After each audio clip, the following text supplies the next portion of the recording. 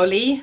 Welcome to the show. We're going to talk emotions, and specifically today, we're going to talk dementia. So, dementia is a really big problem these days. It's approximately, as far as I know, 50 million people worldwide have dementia. And they say that about 10 million people are diagnosed each year. And that by 2050, there's going to be about 135 million people in the world who have dementia. Now, if we compare that to something that we already really familiar with, that would be cancer. And if you compare that 17 million people were diagnosed with cancer in 2018, and we're adding 10 million people with dementia every year, comparing 135 million people with dementia by 2050 and 27.5 million people with cancer at about the same time, that's a bit of a discrepancy. And yet we're placing so much more emphasis on cancer these days, don't we? Well, yes, because that's where most of the research has been done. And cancer has had some big wins, whereas dementia has had some big losses. Yeah. Yeah. Okay, so dementia affects 1 in 5 families at the moment, but they say that it's in 20 years, it's going to be up to 1 in 2 families. That's correct. And this is something that this is a syndrome that makes no difference between developed countries, undeveloped, underdeveloped countries, between, any kind of strata, basically. It just could affect anybody. That's right. So what is dementia? So dementia is an umbrella term, and it covers 120 different conditions and counting. Wow. Alzheimer's is the prevalent form of dementia, and that accounts for about 70% of dementia cases. But then you have Lewy body, vascular, frontal temporal, alcohol-related dementia, Parkinson's-related dementia, MS-related dementia. And in order to have dementia, at least 2 parts of your brain are dying. Right. So dementia is actually a collection of symptoms. It's a syndrome. Okay, so it's as you said, an umbrella term like cancer. That's correct. Okay, with different symptoms and all of that, but the outcome is inevitable. That's right, and unfortunately, it can't be stopped. It is progressive, and it will eventually end in death. Okay.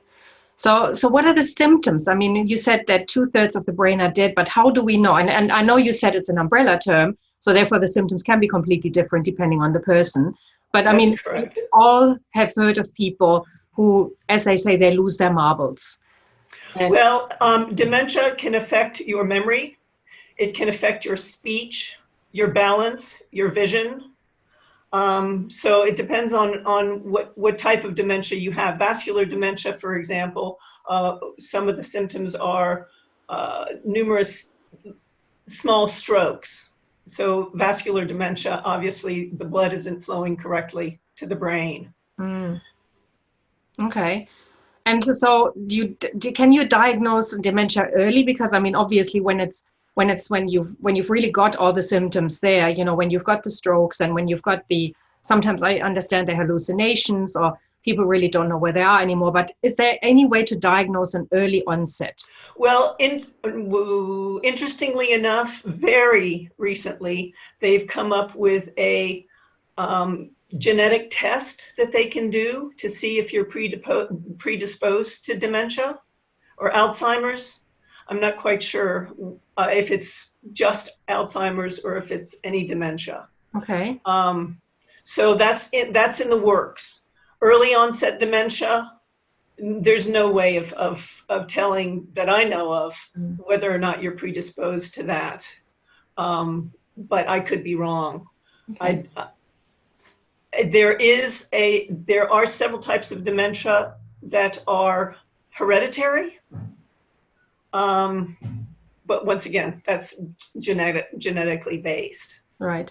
So we know about epigenetics and how, the environment can actually impact on our genes. So is there anything like that we can do? Because a lot of times we talk about nutrition and exercise and all of that. So there's a lot of stuff that we can do, but we don't really know what the causes of dementia are, do we? Other than supposedly the hereditary stuff. But we are exposed to so many more things these days. I mean, was dementia always a problem in history? Because I don't Yes. remember hearing about that. Yes. Really? Yes. Okay. Yes. Yes. The only reason why we're seeing so much more of it today is because we're living so much longer. Right. So they figured out a way of keeping us alive a lot longer than we used to be Okay. alive. So So that, it's a baby boomer problem then. yeah, if you want to. Okay. Although it has been around for a very long time. Okay. You know, when I remember growing up in my little village in France, and there were several oldies walking around who didn't really know where they were, who they were, or whatever. They were perfectly happy and perfectly safe because everybody took care of them. But that was dementia. Yeah. But it was just an accepted Okay. part of life. But these days, dementia is treated as a very negative experience, right? I mean, it's like it's almost like a specter that's hanging over us. Eventually, we will get dementia if we look at the figures. So you told me that when you first started dealing with, and when you became a dementia consultant, you were experiencing fear and frustration and anger and sadness at how people were being treated. That's correct. And that you now experience very different emotions. You're experiencing joy and satisfaction and compassion. And so what brought that change about? Because the people you're dealing with are still the same, right? That's correct. But when you're empowered with the knowledge of how to enter their world, because they're in their own special world, when you can enter that world with them and just let yourself be vulnerable and let yourself go, it can actually be a pretty pleasant experience. Plus that you're accompanying them on their path, and they enjoy the company. Right.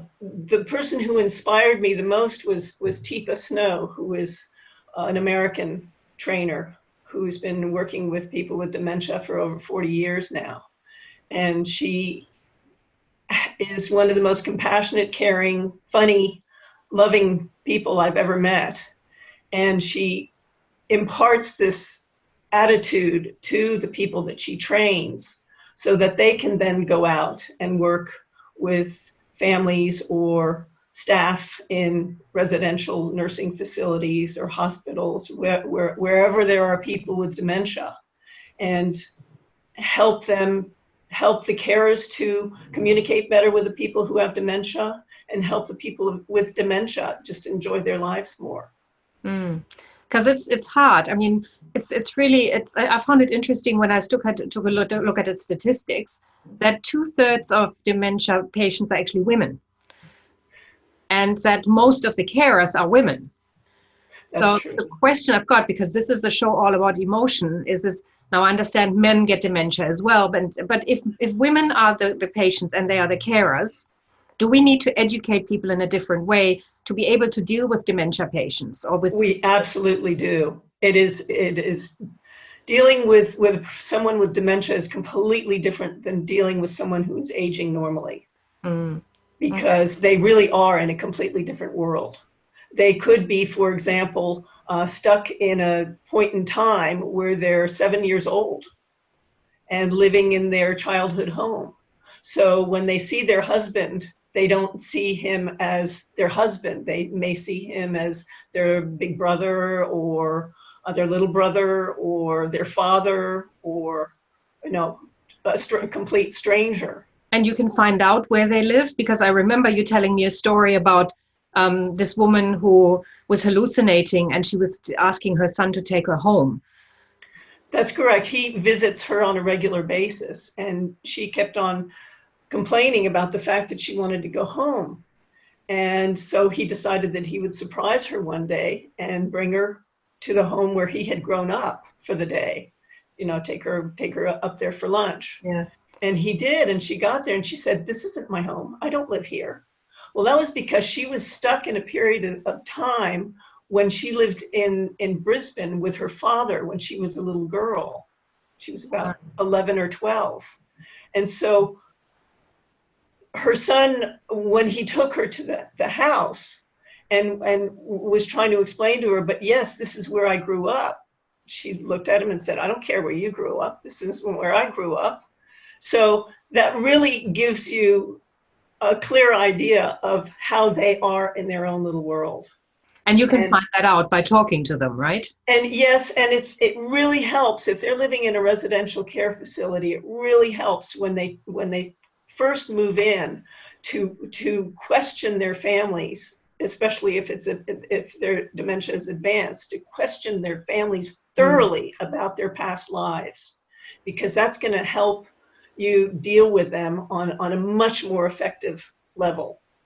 So that at any given time, you can, when they say something, it'll click and you'll remember reading in their records or hearing from their family that, yes, they used to be a doctor, so that's why they're saying such and such, or, they grew up next to a billabong and went swimming every day, or whatever. Yeah. So there are three groups of people who really need to learn to deal with their emotions. For one, there's the person living with dementia.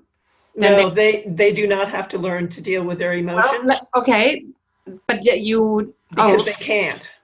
Okay, thank you. Good point.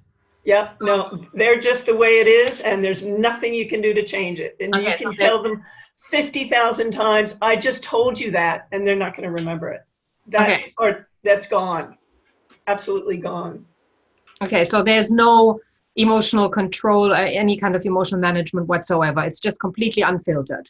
That's correct. Okay, so the person who really needs, or the people who really need to learn deal with their emotions are the carers and the family members, and those, or anybody who is around the people who live with dementia. That's right. Yep.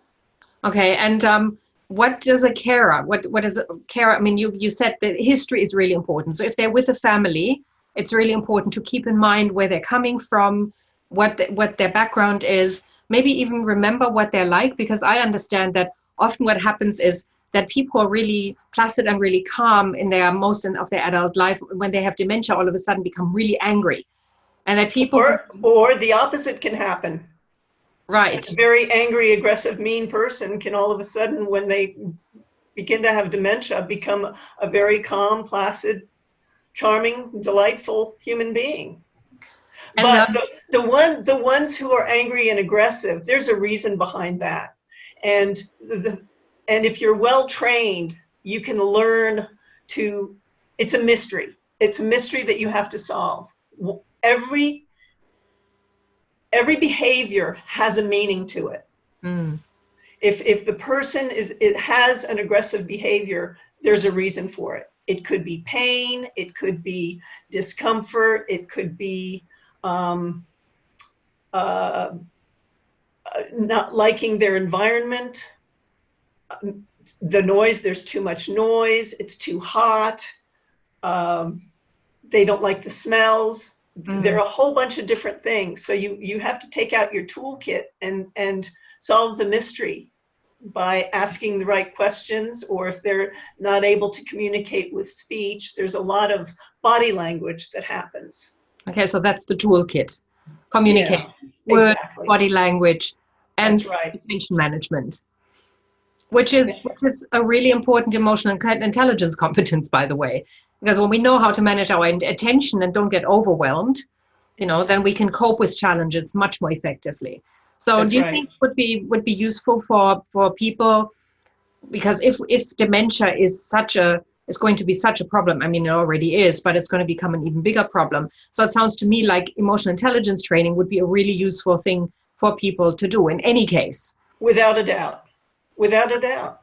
Because if I can also imagine that if somebody is just being diagnosed with dementia and then the early stages, it could help them actually deal with I would imagine that if I were to be diagnosed with dementia, I would probably struggle with that. Yes. And I would probably go, what do I do now? But if there's nothing I can do about it, if the progression is inevitable, then I can maybe there's something I can do to, I don't know, train my dying brain to deal with my emotions. I don't know. Who knows, Angela? The brain is an absolutely amazing organ. It really is. And now that I think about it, now that I look at it from that perspective, who knows? It's amazing to see how people, even with advanced dementia, can work out certain things when that part of their brain is dead. It's like they use another part of the brain to compensate. You've heard the stories about the people who, I don't know, have a bullet going through part of their brain and they're supposedly lost their speech. But through therapy and through, working at it, another part of the brain takes over. I'm not sure if it's exactly for speech, but for other things that makes up for the loss in one part of the brain with another part of the brain. Neuroplasticity.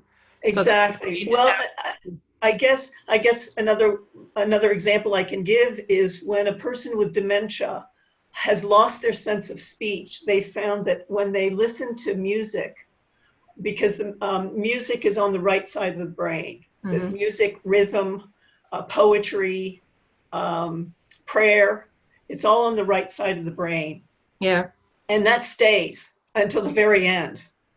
And they found that people who are semi-comatose, sitting in their wheelchairs during the day, not doing anything, when you put earphones on them with music that they used to love, they'll wake up. Yeah. Some of them will even start singing. They can actually sing the words, whereas they're incapable of having a conversation. Yeah. And then when you take the earphones off, even for a while afterwards, they're able to communicate verbally, which is mind-boggling. Yeah. And that shows that the brain is working in mysterious ways to make up. Yeah. So music and dancing, any kind of activity like that is actually really good for dementia patients. But it's also anything rhythmic. So when people with dementia have lost their sense, their ability to speak, or even their ability to comprehend speech, and that's all in the left side of the brain, and it's one of the first things to go in several types of dementia. So you have vocabulary, speech comprehension, and speech production that go. So when I'm talking to you and you have dementia, you may not necessarily understand the words that are coming out of my mouth. But if I communicate with you effectively enough via body language, then you'll get it. And my tone of voice and the rhythm. Rhythm is very, very important. okay. Then they can figure out what it is you're trying to communicate. Okay, so again, that's where song comes in, dancing comes in. But if I speak in a certain rhythm, so I can, if I read a poem or anything like that, if I use that kind of rhythm, or I'm talking in order to communicate with you. You need to take a shower now, and this is how I'm going to communicate this to you. It's you can do so by mimicking shower. You also have to pay attention to where you're standing in front of the person with dementia. You don't want to stand straight in front of them because they want to be able to get out. They want to be able to, they don't want you blocking them. So it's always a good idea to stand to the side. And when you're greeting a person with dementia, there are certain protocols that you need to follow in order to make an effective contact with them. Right. And Teepa Snow teaches you these. There's ways to hold their hand. There's ways to shake their hands. There's ways to feed them. There are all sorts of things that you can do to facilitate communication and get done what needs to be done. Okay, so there's a lot of things that can be done for the person living with dementia. I think that's the official term, right? Absolutely, yes. Person living with dementia. Yes. So a person living with dementia can get a lot of care, and we can learn to do that. But my impression is also that there are a lot of carers out there who get really overwhelmed and really stressed out by taking care of people with dementia. And that's only because they're not trained to take care of people with dementia. They're trained to take care of people who are aging normally. And even that's pretty stressful because in most facilities, you have way too few staff caring for too many residents. Yes. So the quality of care is not as high as it should be. And with dementia, that quality of care, that training has to be very specific. Yeah. So what about families? If the person living with dementia is still at home, and as I mentioned before, most of the people who are taking care of them are the women. So and I know that the expression. Actually, there are a lot of husbands taking care of their wives as well. Yeah, so they're indirectly taking care of the wives who are then taking care of the person with dementia. Yes, no? I'm just No, curious. no, I'm just thinking I can name 3 people right now that I know who are at home taking care of their wives with dementia. Okay. All right, so that's great news because And they do so up until they can't anymore, up until their wife has to go into a facility because the care is just too demanding. Either they're both very elderly and the husband doesn't have the strength to pick her up and do what he needs to do anymore, or he's just exhausted because it's a 24-hour a day job, and if he's not well trained, it's even more exhausting. yeah, so Um, compassion so, compassion burnout is an issue, right? well, yeah. So once the person is in a good facility, then the time that they spend together can be really quality time, even if it's just 10, 15 minutes a day. Mm. He can put all of his energy into making sure that that time is really, really special, even if she doesn't remember who he is. Mm. He can be trained to get into her world and just have a really good time for 10, 15 minutes. And that'll really pep her up for the rest of the day. I'm going to say something really controversial here because I do a lot of work with men who find it sometimes hard to get into their emotions and or express them in a constructive way. So, you know, showing empathy or showing compassion. So is this a way for men, and I know this is very controversial, this is a way for men to really get in touch with their emotions and express them to other people, because it's not about them anymore. It's not about protection. It's about being vulnerable with somebody who doesn't have the ability to manage themselves anymore.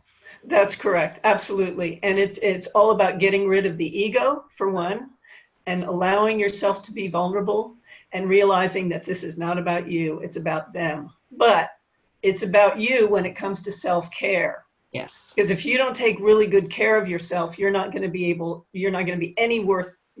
worthwhile at all. Yeah. Yeah, it's just, forget it. It's not worth it. And a lot of people think that by just managing the other person, it's like, you know, it's what they say in planes. You need to put the oxygen mask on yourself That's right. first before you help other people. I don't have a lot of people in my life who have dementia, thankfully. But the people I have experienced, and the people around them are really burning out because they are just always there for the person living with dementia. And so self-care comes last. It's very important for the carer to, as soon as the person, their family member is, and they know they're going to be the carer, is diagnosed with dementia, they need to get on top of things right away. They need to figure out what their support network is going to look like in the present and all the way down the line. How are they going to deal with this, you know, on a physical level as well? Are they going to have to change furniture around in the room? You know, are they going to have to move to a one-level home? How long from now? Are they going to need help? Are they going to need a carer to come in? What are the resources available to them? You know, in Australia, it would be through My Aged Care to have that assessment done to see if they can get help with transportation, if they can get help with house cleaning or meals on wheels, etc. What it is they need and what it is they qualify for, and talk about, you know, how they're going to allot their finances for future care, and start looking into facilities for down the line, depending on what type of dementia they have. It can go anywhere from 4 to 20 years. You know, some people with Alzheimer's have survived for 20 years. That's a long time. And it's a progressive downward slope. It doesn't get any better. It just gets worse. So you really need to be able to figure out how you're going to deal with it from day one and get the training you need to deal with it one step at a time. And that's why Teepa Snow's program, Positive Approach to Care, is so useful. They've got family packs that they send out to you. That there's a book, there's some cards, and there are different tools that you can use along the way, so that one step at a time you can get to know what to do and what not to do as you go. Does it also include information about how to teach people how to be comfortable with uncomfortable emotions? Because I can imagine that dealing with somebody who has dementia brings up a lot of grief, a lot of shame, a lot of guilt, a lot of all of these emotions that we don't really learn how to deal with very effectively.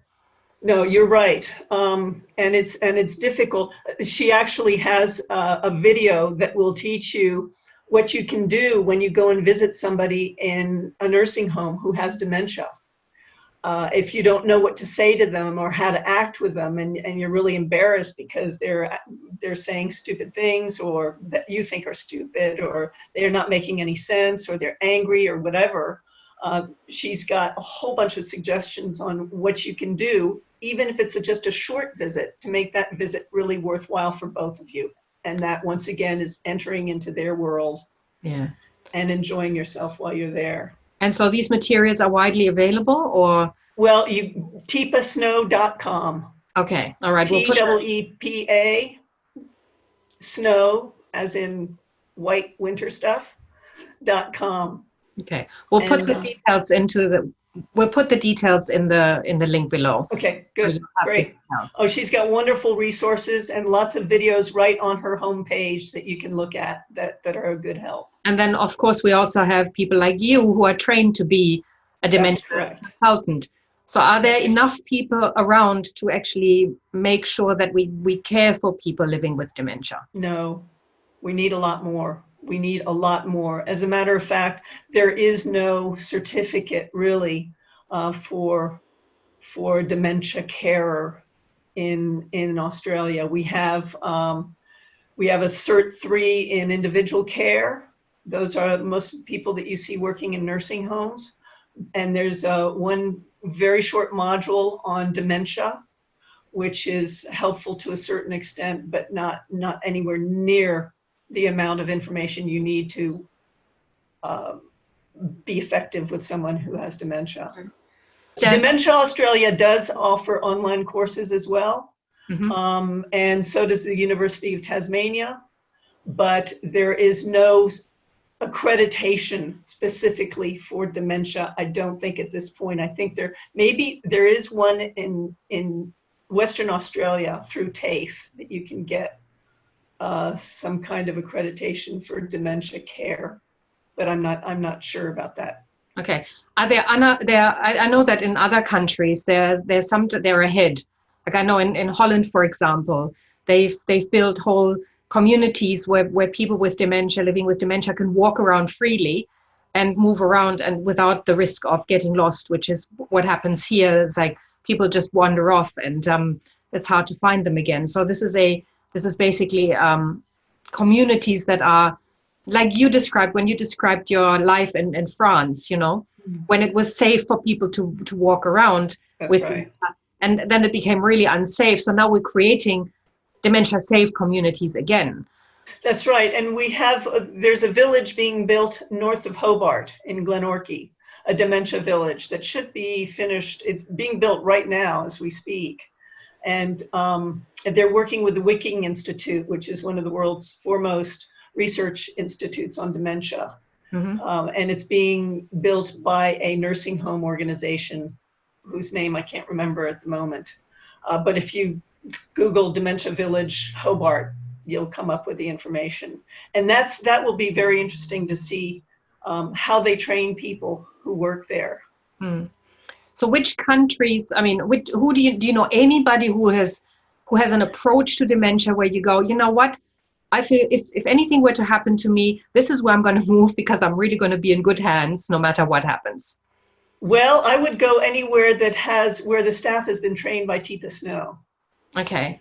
All right. Well, she can be anywhere in the world. What can we? She is. She's training people in England and in Australia. She just came to Australia a couple of weeks ago to do a few workshops. One in Hobart, Melbourne, Sydney, Adelaide, and she's hoping to establish a more solid training presence here in the near future, which I would very much like to get involved in.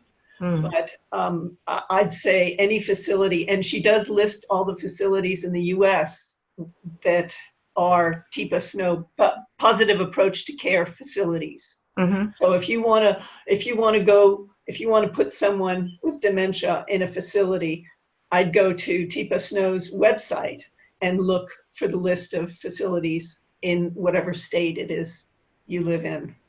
Okay. So we need to really learn to deal with emotions, obviously, to make sure that we are okay and manage the people who live with dementia in a compassionate but also in a self-caring way that works for us.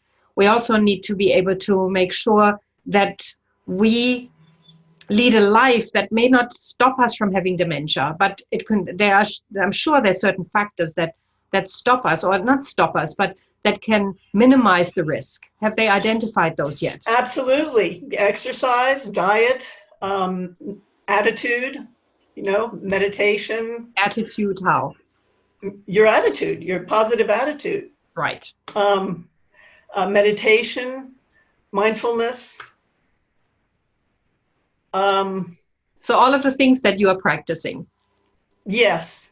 And also being in nature, I would say is positive for anything. Yeah. Spending time in nature. You'll be pleased to hear that I've got an interview lined up for that. Excellent. We're going to explore the impact of emotions on nature and nature's impact on us. So I think that's a really, really important topic as well. Well, they're prescribing nature outings doctors are prescribing nature outings in the United States now. They're writing prescriptions for nature outings. Yes. Which actually makes perfect sense. It does to me as well. It really does. Yeah. So it also sounds to me like dementia is potentially really big business. Oh, there's no doubt about that. So we don't have, and it's a way of finding the happy medium between making money and providing excellent care. I'm not going to say adequate care because I don't believe in adequate care for anything. I believe that as people age, they deserve the best care available. And I don't think it would cost that much more money to make sure that someone is well trained than not training them, because in the long run, it's going to be worthwhile. Yeah. So you're looking at long-term investments. Yeah. So we need to look at training for the carers, training for family members, training for people. Again, this is the emotional intelligence training to help people prepare for possibly getting dementia. I think it's a really useful thing to say, what am I going to do to minimize the risk of having dementia? Yeah. Now, I know you and I both speak several languages. So that's right. That in itself is already helping us to be dementia proof. Yes. Fascinating, isn't it? Yeah. Because I know that I know that when I start speaking a different language, it's almost like my brain switches gears. Yeah.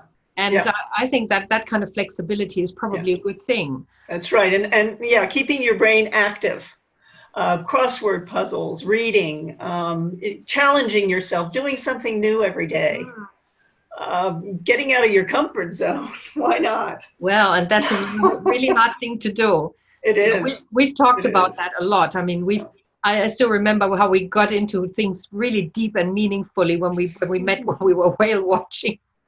That's right. As you do. Yes, as you do. And we talked about how we had stretched ourselves into different areas and how being comfortable, being uncomfortable is really something that's important to both of us. Yeah. And and how challenging that can be at times, but we also know that it's good for us to do that. Yeah, and it's all about learning how to manage those stress levels. Yeah. Here I am, 61 years old, still trying to figure out how to manage those darn stress levels. Well, the good thing is this: if I can just refer to myself as I can feel the stress, but I can also let it go much faster these days. Instead of hanging in there for the next. If something upsets me, I don't have to hang in there for the next 3 months. That's true. Is it really worth it, and let it go? That's and that in itself should be a really good thing for the brain. Yeah. So we need to really really talk to the powers that be about what we can do, because obviously there's a flow-on effect. I mean, if we're helping people to not only prove themselves against dementia, so as much as we can, obviously, because we are getting older and the brain is not really made for that age. What is it called? The brain is not really made for that age, for the length of For age. age, period, for old age. Yes, for the length of life that we live, you know. Yeah. But it's also, again, the impact it has on people around people with dementia. You know, it's like, again, teaching people how to deal with that. And the problem is we're living in a world where emotions are less and less respected. We push emotions down more and more. And so anger, frustration, all of that, we look at the people and we go, you should be able to deal with that. So why are you getting so upset? And at the same time, people do get upset. Yeah. And we know that stress has an impact on the immune system. So again, so by teaching people to deal with people living with dementia, how to deal with them, we probably help them not to get dementia, quite possibly. I'm hypothesizing. Well, it can't hurt. I mean, I'm all in favor of emotional intelligence trainings and you know, and teaching people how to be compassionate with people who have challenges. So we're going to prove ourselves by mastering our mind. And I know that you're studying Buddhism for that. And I'm wondering if that is actually how that is actually going to impact, because I know that there are a lot of Buddhist monks who volunteer their services for science. And I have not come across any study yet, but I would love to know if there's what the rate of dementia amongst Buddhist monks is. Oh, wow. That's an interesting question. That's a very interesting question. Because these people learn to manage their mind. That's right. And we know that there have been studies done, quite a few scientific studies done with some of the Dalai Lama's monks on the effect of meditation on the brain, the physical effect of meditation on the brain. Yes. And it's very positive. So you might have an excellent point there, and it might really be worthwhile to do some research on that. Will be good. In any case, it'll be good to start meditating, because it's not just something that would possibly help with dementia, but it has so many benefits in every other area of life. It's completely changed my life. There's no doubt about that. Yes. So yes. So let's on that note, I would say that we're pretty clear that dementia is an issue we all need to deal with, whether we are going to have it or whether we're going to have somebody around us who has it, whether we have to put them into a facility or whether we have them at home, whether they're in, you know, people who live in an area where they encounter people on a regular basis outside of their home or their facility. I mean, learning how to deal with somebody you meet in the street. I mean, I have met people in the street and I knew they weren't quite right. Normalizing dementia would be helpful. Thank you. That was the word I was looking for. Definitely would be very helpful. Yeah. And just public education regarding dementia and knowing the difference between normal aging and not normal aging. Teepa Snow has a wonderful skit about that. That's very, very helpful. Great. And yes, just to remain positive, because dementia doesn't have to be a horrible experience. It can be, you know, it's learning about working with what's left, not worrying about what the person is no longer able to do, but what they are able to do, and working with that, and making sure that they feel as though they're contributing. We all need to feel meaningful. We all need love. We need to feel like we're productive, like we're accomplishing something, like we're worth something. Yeah. And people with dementia are no different. Absolutely not. So it's all about dignity. Dignity and just feeling worthwhile. Yeah. So even when people don't know where they are and how they are, they will still retain that innate sense of dignity and knowing that they're worth something. Yeah. If that's taken away, I could imagine that's why people get so angry when they have dementia. Well, that's one of the reasons. Yes, absolutely. When you try and take over and do things for them or make them do things they don't want to do. Yeah. And the pain factor is a big one. They've done studies where they show that people with dementia get 1/3 less pain medication than people without dementia. Because people without dementia can say, "Oh, I've got a really bad headache. Oh, please give me something." Whereas people with dementia aren't capable in some cases to say, "I've got a really bad headache." And they can't even use the body language to describe it. And the carer, more often than not, will say, "You're feeling fine, aren't you?" So, of course, the person with dementia is going to mimic their head nod, and off the carer goes because they're feeling fine. Again, enter the world of the person Yes. with dementia and find out where they're at. And again, body language, all of those things that you mentioned. That's right. Being really careful about that. Sounds like there's a lot of work to do. There is. So thank you for being at the forefront of all of this. Well, I'm enjoying it tremendously. I find it's just incredibly rewarding, and I really hope I can make a difference. You already are. Thank you. Thank you for joining us. And yes. It's been my pleasure. Anytime. Thank you. Thank you, Lee.